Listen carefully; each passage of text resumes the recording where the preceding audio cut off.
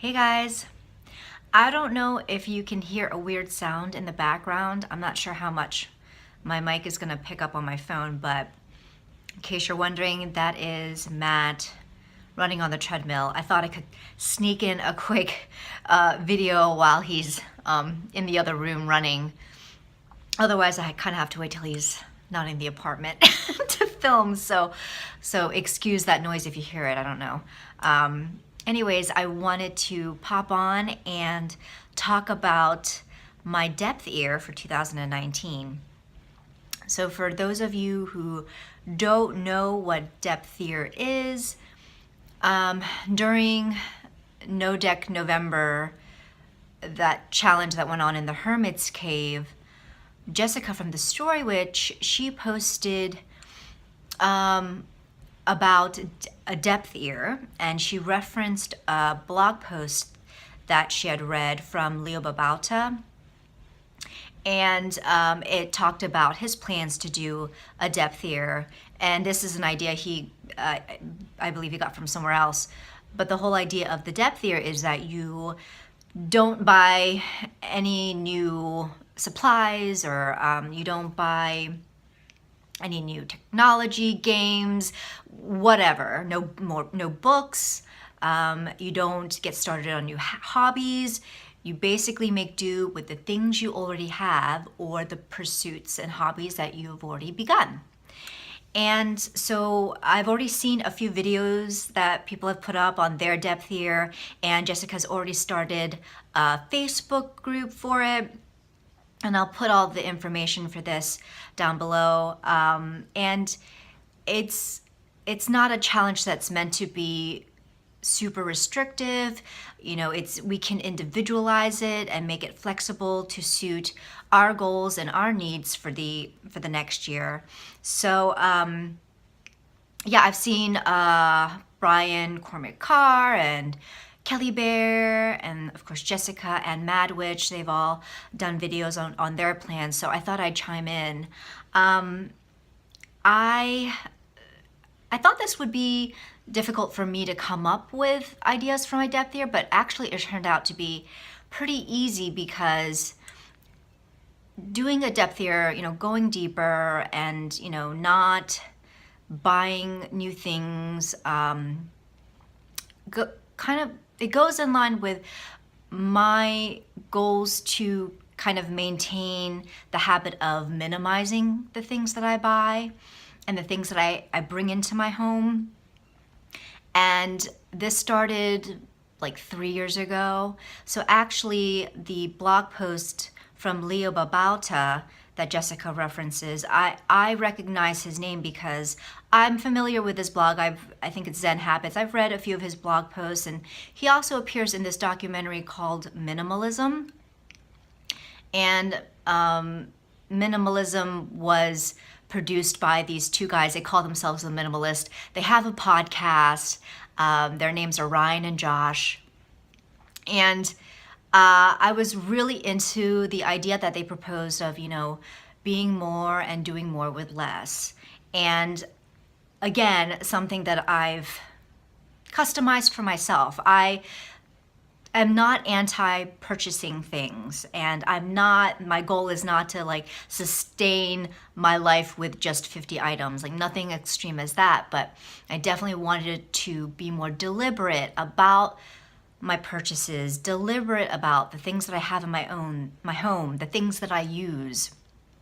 And so I actually started off my minimizing, decluttering journey with a game that the minimalists created called the Minimalism Game. So I had my sister join and a couple other people, and the whole premise of the game is that so on day one, you decide to get rid of, donate or discard one thing. And then on day two, 2 more things. Day 3, 3 more things. And this carries on for a full month, so that by the end of the month, you have more than 500 items that you plan to donate or have discarded, or plan to donate by a very specific date. And so I committed to this game, and it was so cathartic. It was so much fun. My sister and I, we had a little bet going. So whoever could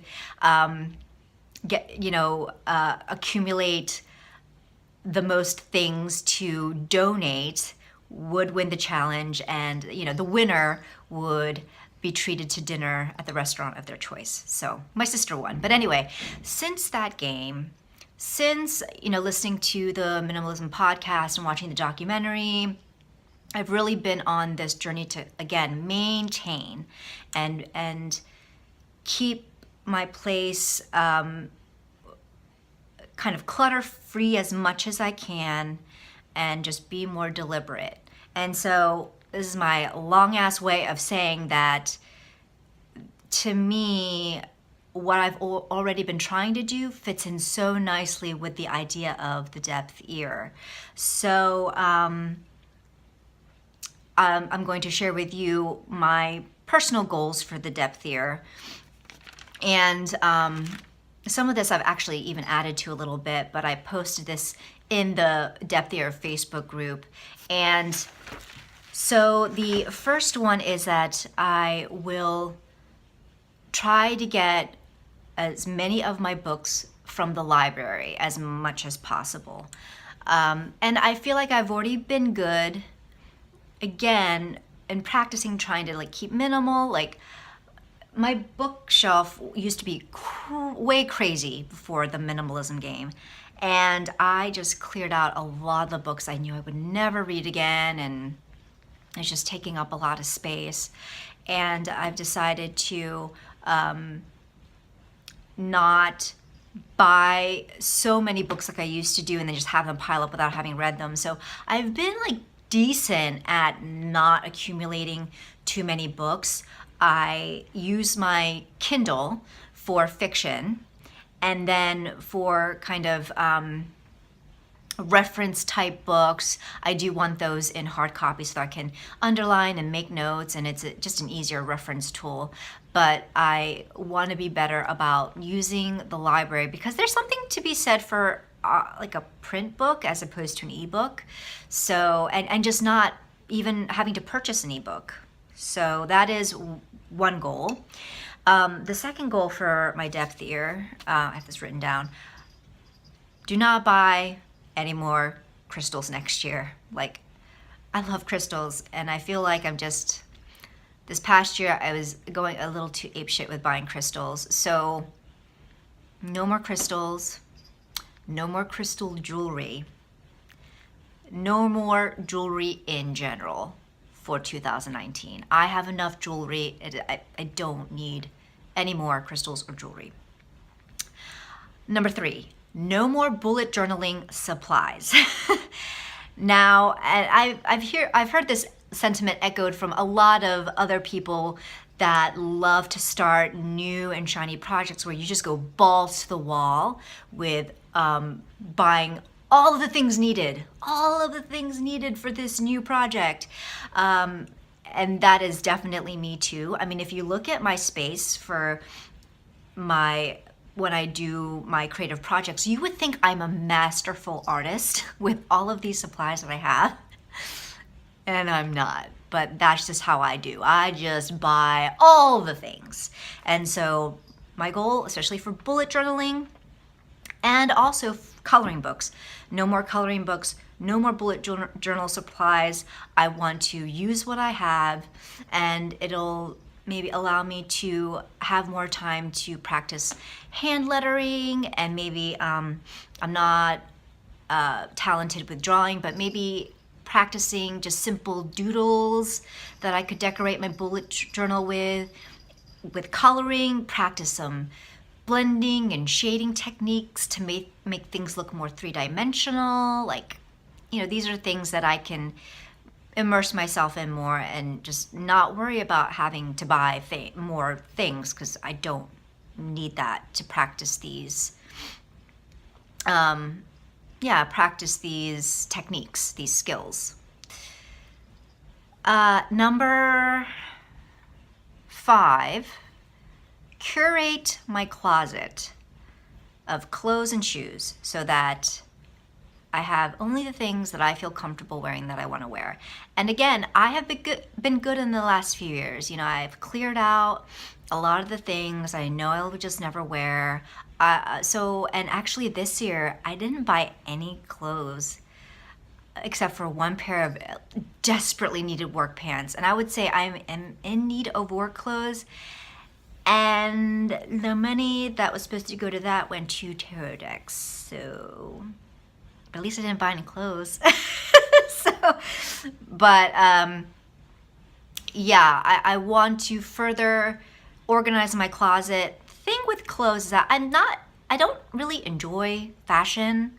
I enjoy looking at fashion and other people and what they do with their fashion, but I myself, like, I want things to flatter me, and I don't want to look like a slob, but I don't take joy in buying clothes and shoes, and I don't take joy in trying to think up outfits to wear every morning, and that's been a struggle for me because I've noticed that I have a lot of, because I love color, so I have a lot of colorful clothes, and I find that I've been taking up a lot of time in the mornings trying to color coordinate.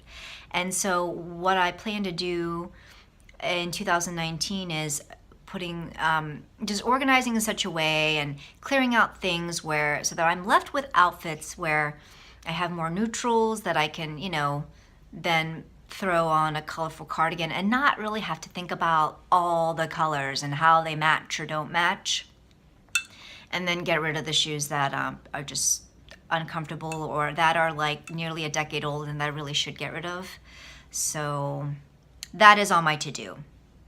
And then now on to tarot and oracles. So I am not going to say no more tarot oracle purchases because I don't want to. My collection is actually not that large, and I will say I did indulge in some retail therapy for tarot and oracle this year. I definitely got a little out of hand in the last couple months for sure, but on the whole, I haven't been terrible, and so in 2019, I'll pace myself. I plan to pace myself at no more than one tarot or oracle deck a month, if that.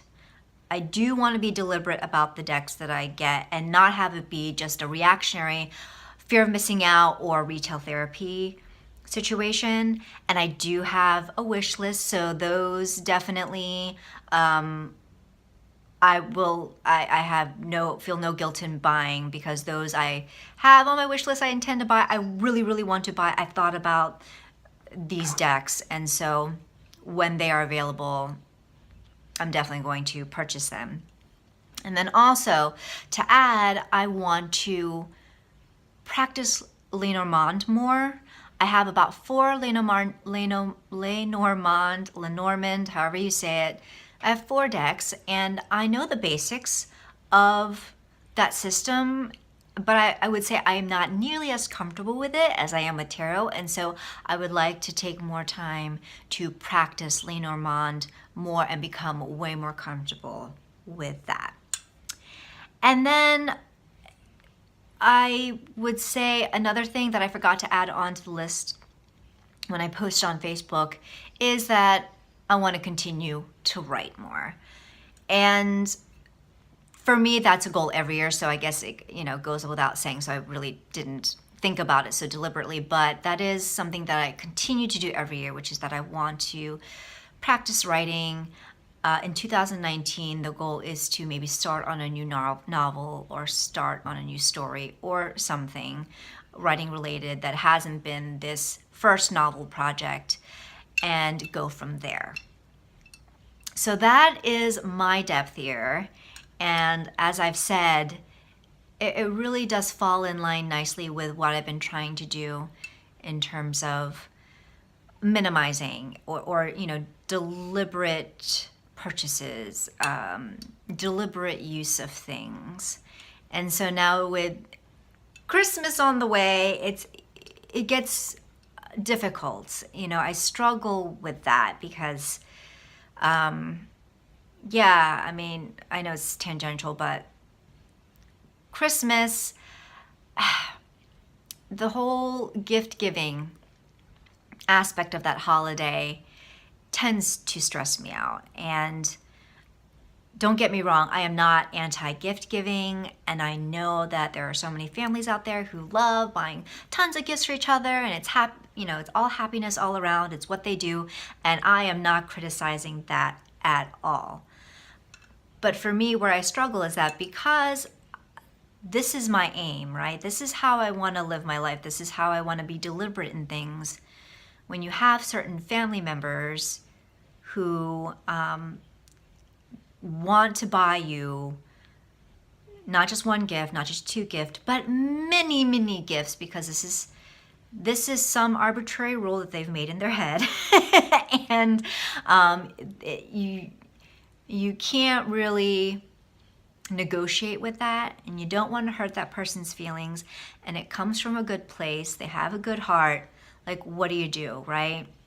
Yeah, I've tried. There's one particular person, I've tried to kind of explain myself, being like, actually, I don't need all these things, and I appreciate it, but I'm trying to be more minimal in what I have, and I mean, it just kind of falls on deaf ears, and you don't want to hurt that person's feelings. And at the same time, what I'm struggling with right now, as I'm talking to you about depth here, as I'm talking to you about my continued practice in trying to be more minimal, is having to populate a wish list for this one family member to buy things off of. And it's this pressure every year to populate this wish list. And so then here I am. What gets me and what stresses me out is that I am taken back into this like hyper consumerism mindset, where it's like, well, I don't need these things, but here I am trying to find things just to put on this list. Oh, here are things that I want that I didn't even know I wanted now. And like, oh yeah, yes, of course I need another shirt with cute cats on it. Sure, another mug. Yeah, why, love it. I mean, this is where it goes against what I'm trying to do and the things I'm trying to practice. So it's a continual lesson.